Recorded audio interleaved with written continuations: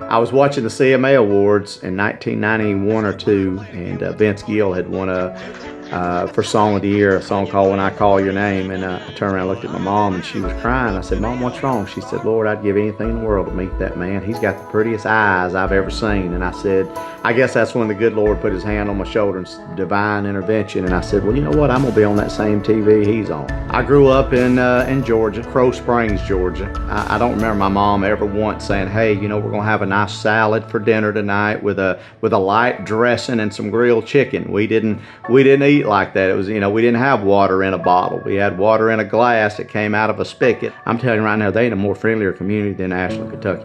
Period. Nowhere. This tri-state area, it is the most kindest, hard work. You know, I tell people I live in an average house surrounded by above average people.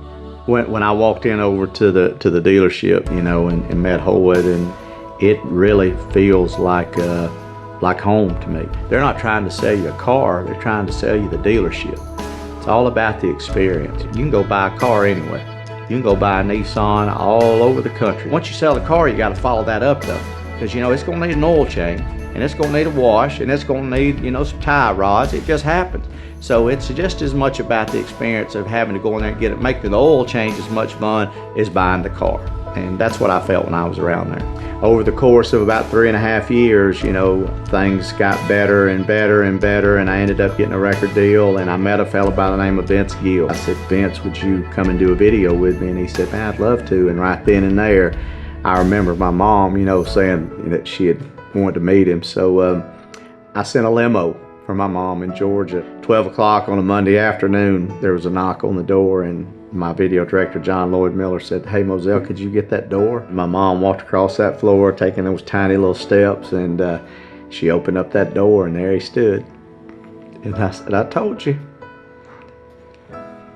that you would meet him someday." Alzheimer's is an ugly disease. Dementia is an ugly disease. I think I miss my mother's phone call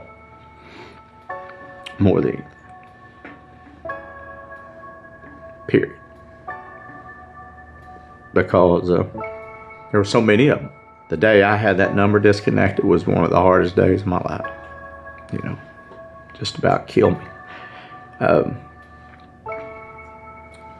So that's, you know, I try to find some comfort in knowing, you know, that, you know, somewhere back there, you know, that she remembers or whatever, but she don't. But I do, you know, I do. I've learned later on in life, you know, happiness doesn't exist in things. That's where I find my happiness with my child. You know, I live here now. Every month I would drive 1,000 miles. I'd drive 510 miles to Georgia, spend a night with my mom, love on her like no tomorrow, get in my car, drive 415 miles to Russell, Kentucky, get my daughter, stay in a hotel room, take her to school, come get her, live as hard and fast as I could to catch up, get back in that car, go to Nashville, write songs for 2 days, leave there, go back to Georgia, say goodbye to my mom, and go back to Tampa. And I did that for 8 years, and it about killed me. One day, I just called my agent. I said, "I'm done. No more. I'm done. I'm going home. I'm going where that redhead's at. I ain't living no more. There's not enough money. There ain't enough fame, ain't enough fortune to take the place of me living in this 1-bedroom apartment staring at this ceiling." By the grace of God, I got lucky. I got a job here in Huntington, West Virginia at Clear Channel.